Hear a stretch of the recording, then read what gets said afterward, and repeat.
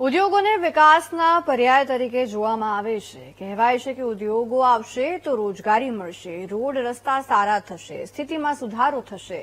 પણ ટાટા કેમિકલ્સ જેવા ઉદ્યોગો તમારી આસપાસ હશે તો પ્રદૂષણ, દબાણ અને દાદાગીરી સિવાય કશું હાથમાં નહીં આવે। વાત છે દ્વારકાના મીઠાપુર ગામની, જ્યાં ત્યાં ટાટા કેમિકલે પાયો નાખ્યો ત્યારે લોકોને વિકાસના સ્વપ્ન ખૂબ દેખાડ્યા। આજે આ જ ટાટા કેમિકલ્સે લોકોનો પાયો હલાવી નાખ્યો છે। જોઈએ મીઠાપુરના ઝેરનું ઓસડ ક્યારે।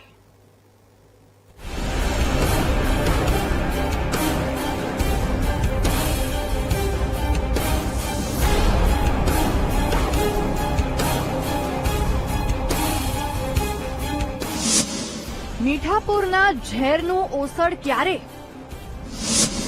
હવામાં ઝેર, ખોરાકમાં ઝેર, પાણીમાં ઝેર, હવે તળાવોમાં દબાણનું ઝેર। કોણ રોકશે ટાટા કેમિકલના વિનાશ રથને? આપણે ત્યાં જે વિસ્તારમાં કારખાના અને ફેક્ટરીઓ હોય કે જમીનના ભાવ ઊંચકાય, અન્ય ઉદ્યોગ ધંધા વિકસે, લોકોને રોજગારી મળે, સાથે વિનાશ પણ થાય। આ વાત કહેવા વાળું કોઈ નથી, પણ જો આનો પુરાવો જોવો હોય તો તમારે દ્વારકાના મીઠાપુર ગામની મુલાકાત એકવાર લેવી જોઈએ।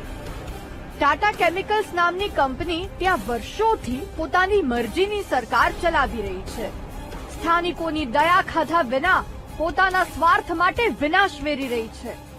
પણ ટાટા કેમિકલ્સના આ વિનાશ રથને રોકનારો કોઈ ભડવીર નથી, કારણ કે જેની પાસે લોકોને આશા છે, પોતાનું કંઈક ભલું કરશે તે આશાએ જેને ખોબલે ને ખોબલે મત આપ્યા, તે નેતાઓ તો મોઢામાં મગ ભરીને બેઠા બેઠા તમાશો જોઈ રહ્યા હોવાનું લોકો કહી રહ્યા છે। વાત જાણે એમ છે કે કંપની પાસે આટલી મોટી જગ્યા હોવા છતાં ટાટા કેમિકલ્સે ગામના તળાવોમાં દબાણ કરી નાખ્યા। સ્થાનિકો કહી રહ્યા છે કે વર્ષોથી ગામમાં 3 તળાવો હતા। આ તળાવોની જમીન ટાટા કેમિકલ્સની નજરમાં આવી। તળાવોની જમીન પચાવી પાડવા ટાટા કેમિકલ્સે કારસો રચ્યો।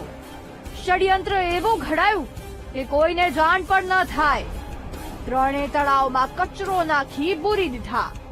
લોકોનું કહેવું છે કે પ્લાન એવો હતો કે તળાવો બૂરી દીધા બાદ પોતે જ રાજા છે તેમ સમજીને મનમાની કરી નાખશે, જે તેઓ અત્યાર સુધી કરતા આવ્યા છે।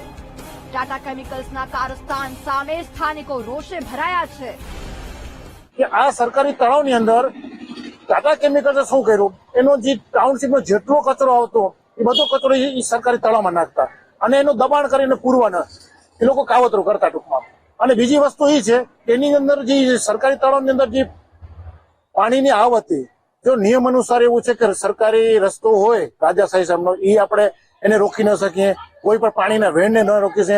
એટલે ટાટા કેમિકલ્સે પાણીના વેડને રોકી એ સરકારી તળાવનું દબાણ કરીને સરકારી તળાવ નાબૂદ કરવાનું એક આ કાવતરું બનાવી કર્યું છે। વાત આટલેથી નથી અટકી।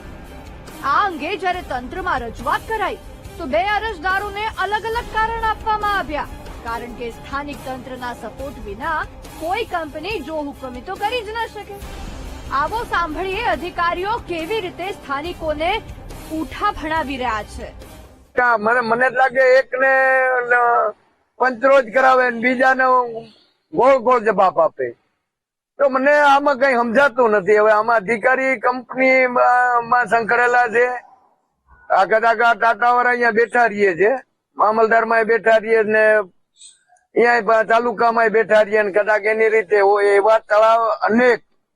પછી બીજો મુદ્દો, એક સુજકરાડીમાં તમને ખબર હોય તો ભાઈ સરકારી હોસ્પિટલ હતું, સરકારી હોસ્પિટલ ક્યાં ગયું એનો પતો નથી। પબ્લિક ગોતે જ, ગામડાના માણસો બીજા દવા લેવા આવે તો એને એ નથી મળતું। તો એ સરકારી હોસ્પિટલનો મુદ્દો છે, 3 તળાવનો મુદ્દો છે। પછી એક બીજું તળાવ એવા તો ઘણા એ મીઠાપોટમાં તળાવ છે, સરકારી જમીન ઘણું હોય, પણ એમાં અડધું પડતું દેખાડે ને અડધું પડતું નથી દેખાડતા। ટાટા કંપની આખી ખાઈ ગઈ। તાલુકા પંચાયત, મામલતદાર અને સિંચાઈ વિભાગના અધિકારીઓ જાણે ખોખોની રમત રમતા હોય તેમ એકબીજા પર જવાબદારીનું પોટલું ઢોળી રહ્યા છે। પંચ રોજ કામ કર્યું, તેથી એ વાત તો નક્કી છે કે તળાવો છે. હવે સવાલ એ છે કે તળાવો ગુમ થયા છે કે અધિકારીઓની દાનત. અશોક માણેક, BTV ન્યૂઝ, મીઠાપુર, દેવભૂમિ, દ્વારકા.